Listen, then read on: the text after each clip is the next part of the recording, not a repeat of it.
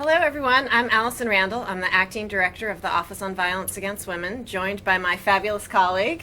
I'm Nadine Neuville, Deputy Director for Grant Development and Management with OVW. And, we're really excited to honor Domestic Violence Awareness Month and have the chance to connect and connect with you all and talk a little bit about Domestic Violence Awareness Month and, why that's so important to us at OVW. So, Nadine, what does Domestic Violence Awareness Month mean to you? DV Awareness Month, like the other awareness months, is an opportunity for me, and I think for everybody in the office, to reflect upon why we do this work. To step back and just remember to bring survivors into the space. I think it's easy to get caught up on the treadmill that is, getting your work done, whatever work you do. And awareness months, yes, they're an opportunity to raise awareness with others, but also in ourselves. For me, it always takes me back to my first experience volunteering in a shelter when I was in college. And that realization that the kids in the shelter, because I worked as a child advocate, had so much to teach me about their life experiences. And it solidified in me an interest in working on these issues. And so every time DV Awareness Month comes around, I remember this little boy, Georgie, and, his concern about leaving the shelter. Mm-hmm. And the fact it was my first awareness that there was a time limit on how long someone could stay in the shelter with their kids.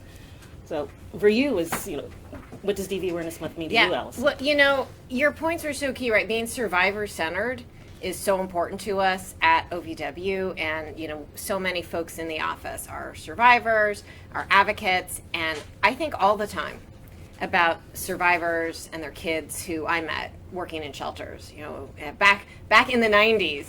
And I met, so many families who were just hit with barriers again and again, right? Particularly the lack of housing, but we also see the lack of transportation, the lack of childcare, right? Incredibly resilient families running into the same barriers again and again. And what's exciting about OVW is that we get the chance to think about those barriers and how can we systemically remove them so that all of those survivors who we've seen have the opportunity, can make choices that will keep them and their kids safe. You started at OVW really early on, right? You were one of our first employees. So talk a little bit about OVW at the beginning and how things have changed. Wow, you're going to date me, but it's back in 1996. We were a very tiny office, 12 people, overseeing 4 grant programs. I think we're now at 90 people, and we have 19 grant programs, potentially more this year. So the work has definitely grown and matured. Back then, we came in, and we came in with so much passion, but I would say, as I see, we're hiring right now, which is really exciting, and as I see the new people coming on board, they're bringing that same passion and energy. And they want to make a difference. And that was all we wanted in 1996, was to make a difference in this work, in the lives of survivors. So many of our staff over the years have come from what we call the field. They have been advocates. They have been Rape Crisis Center advocates. They have been, working in police departments. They have worked in state government offices or local offices that worked on these issues. We've had prosecutors over the years. So they've come with that same energy and drive to make a difference. So that is something that has not changed. But obvious size has changed. But another thing that has changed is our independence as an office, and what a difference it makes to be able to carry the voice of the field directly to the DOJ leadership instead of going through another layer, and speak for what we're hearing. That's been one of the huge changes over the years, and since we were a very tiny office. You have worked in the field and in government. What changes have you seen, Allison, in your... Well, I was so excited about the way you were describing how we have the chance to, speak for survivors and to carry the voices of, all of the incredible advocates out there and everyone who we meet, bring that to the Attorney General, bring that to Congress, bring that to the White House, and bring that to all of our work, right? Everything that we do, all of our grant work, we are relentlessly focused on making change and on fighting for survivors behind the scenes all the time. And, that has never changed, right? That has always been the same. And I think there's that mix of things that stay the same. Like there's so many core services. It's something we hear a lot from advocates, right? There are so many core services. Shelter, law enforcement responses, rape crisis services. There's all of those basics, transitional housing, legal assistance, right? We are so passionate about legal assistance. We hear consistently about the need for legal assistance. And that doesn't change. We have to keep investing in that. But we also hear about, new approaches that people are bringing to the field.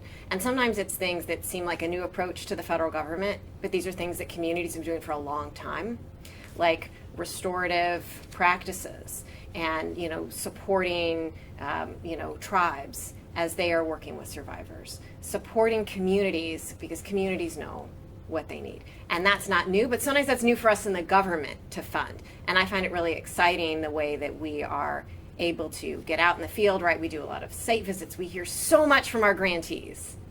And then, translate that work into, next steps. When you think about the programming that we've had over the years, when we started with those 4 programs, they were CCR. That was the foundation, Coordinated Community Response.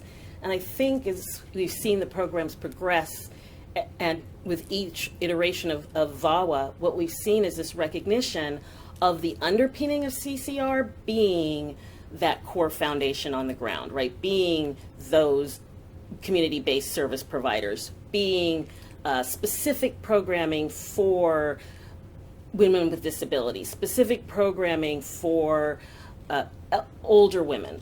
And that makes a difference in how CCRs function, right? The extent to which VAWA is really digging down into that foundation and providing direct support for that foundation helps support CCRs across the country. So. Right. Well, research shows that a coordinated community response can be really effective.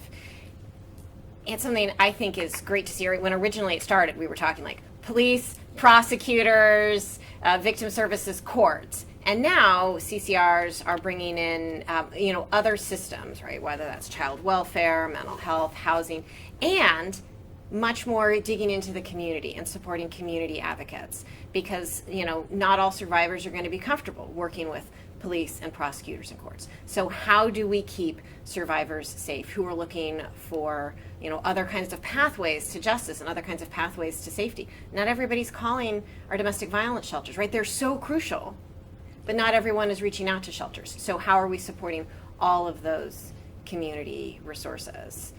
I'd love to hear some of your priorities as you think about, kind of like where we've come and where we're going. I think it's interesting. I think the main priority for me is, as I support staff and as I'm supporting staff and supporting grantees, is remembering to always keep survivors at the center of what we do. That it's so important to keep in mind, again, why do we do this work? What is the ultimate goal of the money? Because there can be a push and pull, I think, particularly in government work, to audit, to track the money, because these are precious federal resources. We understand they are taxpayer dollars. And at the same time, I do think it's important for staff to remember to walk with the understanding that the vast majority of people are doing the best they can every day. That the vast majority of communities and organizations that apply for our funding, they apply for our funding because they want to do the right thing by their communities and by survivors. And our goal is to help them do that. So my priorities continue to be to support you and your priorities, to support VAWA, VAWA is an amazing piece of legislation, I think, that has helped us make the difference that we get to make, that we're privileged to make by funding communities and organizations across the country. And the extent to which I can on a daily basis help staff do that, that's always my central priority. And then extending that out, another priority is to help communities see that hidden victim, see that part of their community they may have been ignoring through how we do our work, right? If we're asking the right questions in our solicitations, if we're asking the right questions when we're going on site, then we can help draw out maybe pieces of their community that they're missing and get services to that least survivor, that last survivor, as they like to say in the disability field. What about you? You're here now, you're leading us, you've brought in such energy, again, to OVW. What are your priorities?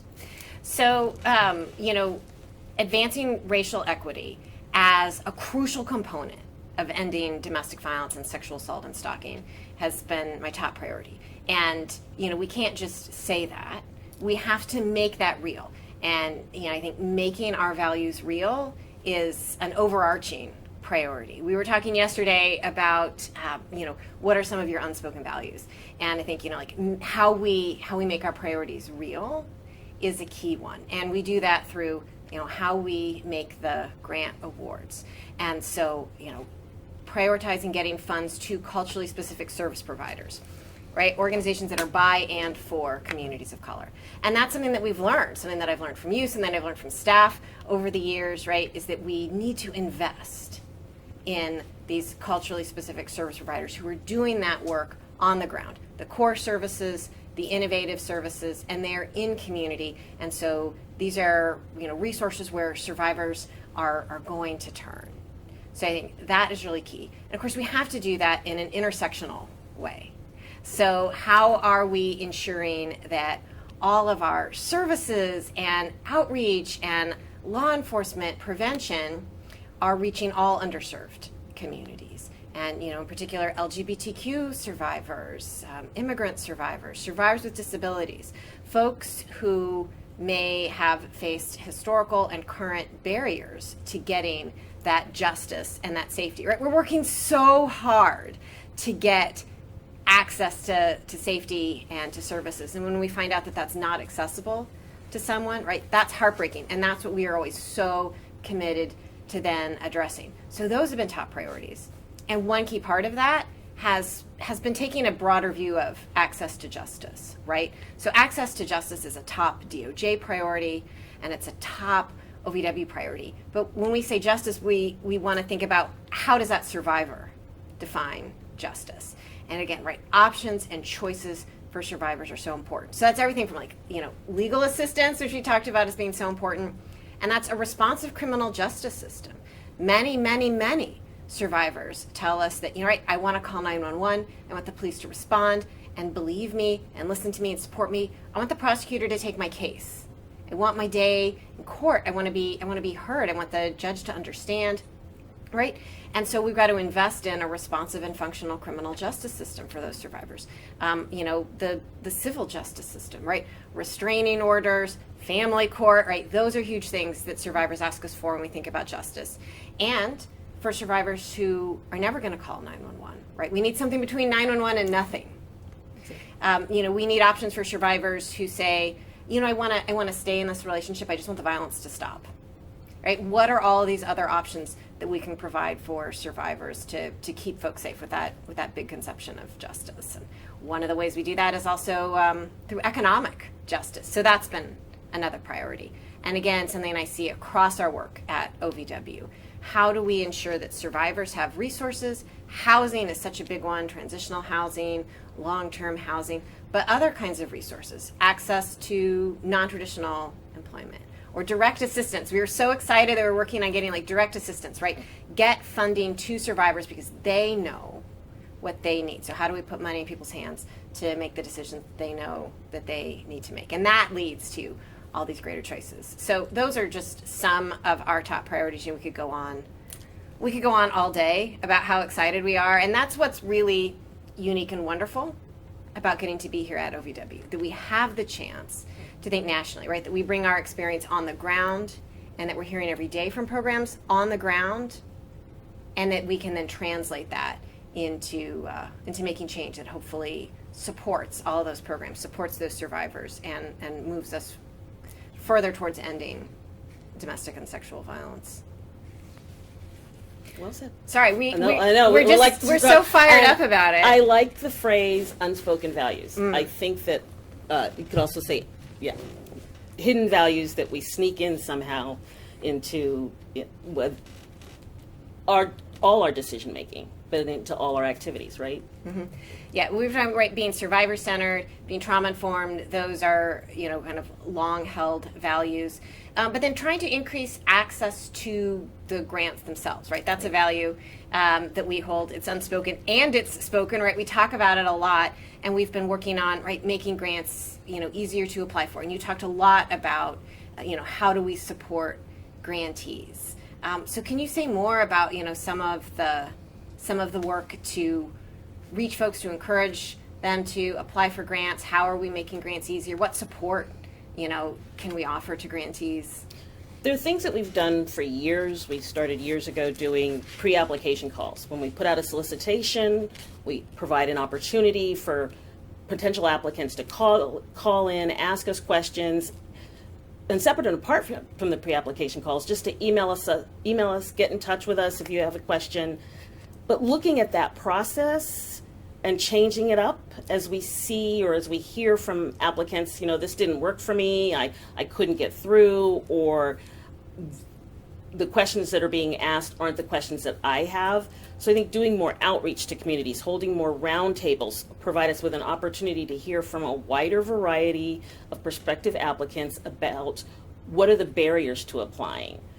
Do they even know that we exist? So outreach is also part of, we're aware that even within the Department of Justice, we are a very small office, and there are many people who do not know that we exist, so getting our name out there is important. Also, we've talked about this for years, and we've gone through, I think, peaks and valleys in terms of making it a reality, getting more people to be peer reviewers. One of the hidden opportunities, I think, to learn about how to be a successful applicant is to be a peer reviewer of applications. So the peer review process, as you know, is the process through which we work with active professionals in this field, from advocates to police officers, prosecutors. We've even had judges. They sit as our peer reviewers, look at applications, assess them against the criteria in the solicitation, and let us know what are the best applications in the pool. We're not looking for the best written applications, but the applications that are most responsive to the solicitation. When you serve as a peer reviewer, you kind of get that behind the scenes look at what are your reviewers looking for, and that can help you write your own proposal. And so that's one of the things we're really trying to open up. It also, broadening our pool of peer reviewers also ensures that when applications are coming from community-based organizations, those applications are being reviewed by people who understand those communities, by people from those very communities. We want to ensure that, using sort of an easy example, that an application from a rural community that's trying to address those unique needs of rural communities is getting assessed by someone who understands rural communities, and not by individuals who have had no experience with rural communities. I think the same applies for the many different communities with which we work. So those are some of the ways that we are trying to ensure outreach to other communities, to a broader range of potential grantees. We also stood up for the first time in 20 years our new policy communication and evaluation team, and they are working very closely with all of our different programs to make sure we get the word out there that we are available, we exist, that the funding is available, please come in and access it, and what can we do to help you once you've got that money. please stay in touch with us so that we want all our grantees to be successful. That I think is Yes. another very important part of the work. You know, that's a really key value, and people don't always know that, right? People sometimes think that, you know, it's, oh my gosh, it's the Department of Justice, and are people going to be supportive of me? But, you know, we want our grantees to succeed, right? Because that's how we are helping survivors. And, you know, I've been a grantee, and it's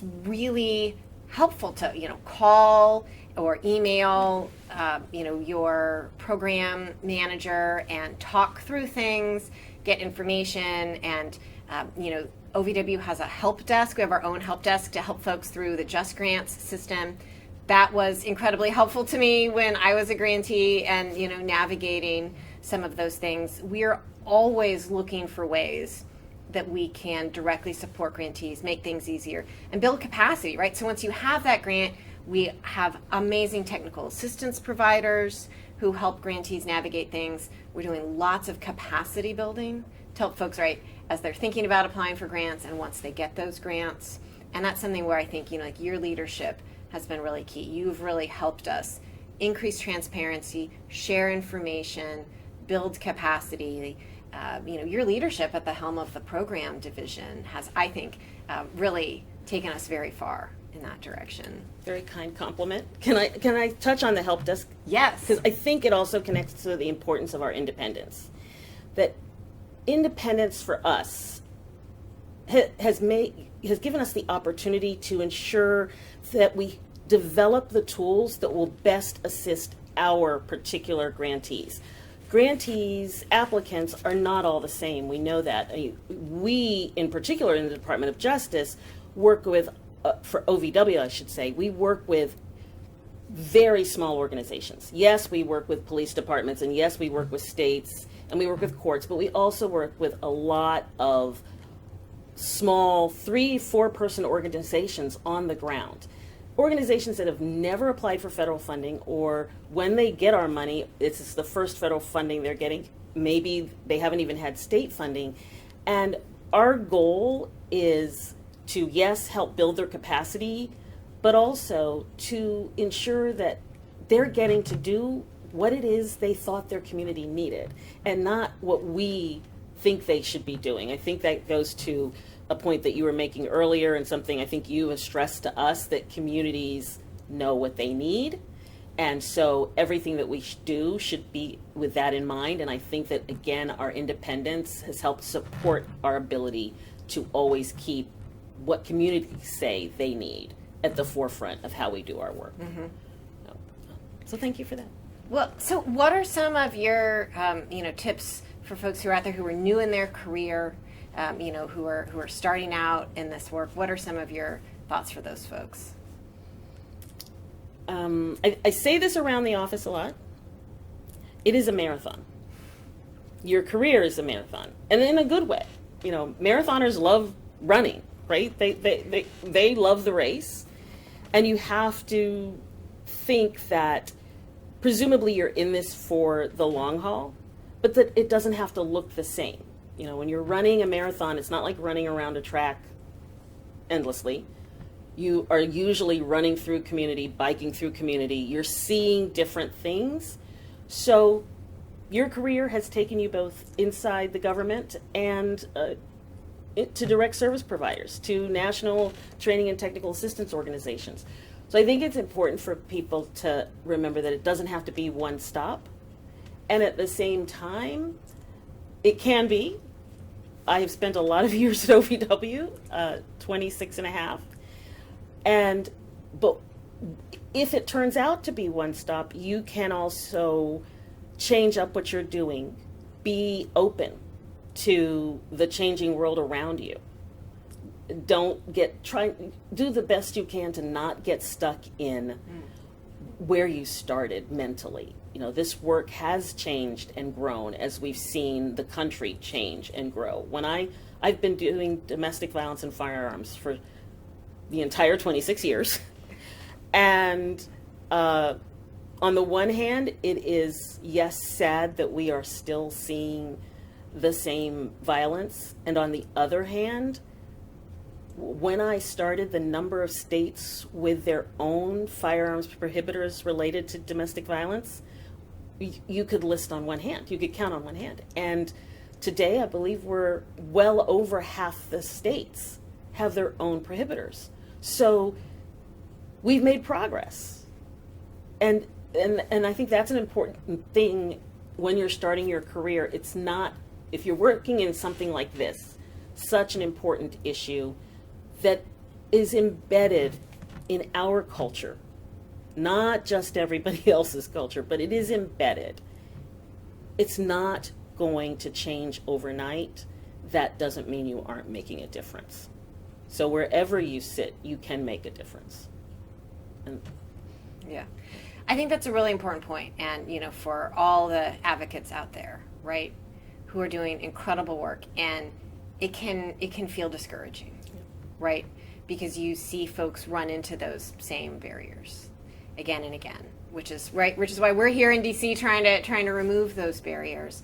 But, advocates are changing lives every single day, even you don't see it, right? And I think back sometimes on, survivors who I met working in shelters, who, left, and I was worried about them, and, and came back and had the chance to talk again and see folks as they figured out what was gonna work for them and be safe for them. And you never know, as advocates out there, kind of where you are in touching someone's life. But it's really important, and that's giving that survivor the ability to, I have information, I can decide what's safe for me. And that, we as advocates, we don't necessarily know what's right? We have to respond to what survivors are asking us for, not what we think survivors need. And that journey is going to look different for different survivors. And so as advocates, whatever role you're playing in that is really crucial. And you have to take care of yourself. This is something that we struggle with here in the office. We're both laughing at each other because we're not great at this, that we're trying to support everyone in that, right? So for everybody out in the field, right, and for everybody here at OVW, you got to take care of yourself, or you won't be able to change the world. You have to invest in yourself. And, when you think about your career, right, take the time to, go to conferences, get out in communities, meet people. You were talking about, don't stay in the same place with your thinking, even if you stay in the same place with your work. I find, getting out, connecting, hearing the latest that's happening, hearing from other people who are very, all different parts of the country, very different work, is really helpful. We just came back from Alaska. yeah. We were both in Alaska. One of our strong values at OVW is supporting tribal sovereignty, and that we can't end domestic violence and sexual assault and stalking without really also advancing tribal sovereignty. And, having the chance to, spend a week in Alaska doing site visits and sitting with hundreds of tribal leaders who came to tell us about the incredible work that they are doing and all of the challenges, right, including when sovereignty isn't recognized, and then the barriers that faces, right, if survivors can't get access to justice, right, what that looks like. And that then helps us think so much about next steps, and that really moves us beyond, right? And if we didn't get out in the office and meet folks across the country and have those opportunities, we could stay stuck. So I think those are really important pieces. So what changes have you seen for survivors over your career? Yeah. I've seen, I think, more focus on some of the economic justice, right? More housing resources, more creative housing resources, more emphasis on connecting survivors with different kinds of support. I think the movement to get, direct cash assistance to folks is really exciting, and something I'm eager to see where that goes and what's our appropriate role to play. The federal government, important thing I've learned, the federal government shouldn't try to do everything. There's some things we're good at. There's some things we're not good at, right? So we're trying to do what we can within our lane. I have seen, I think, much more recognition of the diversity of experiences for survivors, and that different goals for survivors are okay, right? I feel like in the 90s, we were often very focused with domestic violence. Like, here's the process, right? You should leave this abusive relationship and you should get a divorce, and you should never talk to this person again, and you should come to the support group and this parenting class. And we had kind of this structured approach. And, the shelter is, 30 days or 90 days. And, you have to be sober, before you come in. If you have any, mental health challenges, you can't be here. We have all of these really structured rules. Mm-hmm. And I've seen a lot of changes in that, where folks realized that all of those rules and all that structure was counterproductive. And what were survivors really asking for? And having a vision that supports people where they're at with what they need. So I think that's been key. So it's been 28 years since the original VAWA was signed. What do you envision for OVW's contribution, in the next 3 decades? Pie in the sky. Of course. We are able to support every jurisdiction in this country. Okay, that's total pie in the sky. Well, real pie in the sky is they don't need our support. Yes. This is no longer an issue in this country. We are closing the office. But as I said earlier, this has been a long-standing issue around the world for centuries. This is not something that is going to be resolved overnight as much as we would all wish it. So I think I see us going from strength to strength, mm-hmm. as long as we remain focused on the fact. Another thing I like to say is that I can teach anybody how to manage a grant. You may not be the best grant manager on the planet, but I cannot teach you to care about these issues. So we hire people who care about these issues, who want to be working on domestic violence and sexual assault, who want to be addressing these issues, because if you care about these issues, then you will address your work, do your work in a manner that says, like, you care about these issues. So in 28 years, I envision an OVW that still has that. I got that from our first leaders. We have been very, very fortunate to have leaders over the years like yourself, who come from the field, who come from this, who aren't bureaucrats, dare I say, who really come wanting to move this work forward. And that rubs off on staff. So even when you already come with that mindset, it is so helpful when the leadership has the same mindset, and you're going to be supported in those efforts, and that we're fighting the good fight as a group, as a team. And so in 28 years, I hope that is still the case for OVW, and that VAWA has continued its trajectory of digging further into identifying those gaps, identifying who is not at the table, yes. who needs that direct support. How can we continue to shore up the idea of CCR by bringing in all of the players that a survivor needs us to have as part of the VAWA, OVW, FIPSA family, OVC family, all these other federal agencies that also share a piece of this work and also care as deeply as we do about this work. And so 28 years from now, I think that we will be as strong and stronger. Mm-hmm. Mm-hmm. Yeah. Well, I love what you said. I think OVW we do not have a bureaucrat vibe, right? We are part of the federal government, and we're good at figuring out how to work things in the federal government, but we have a really strong advocacy heart.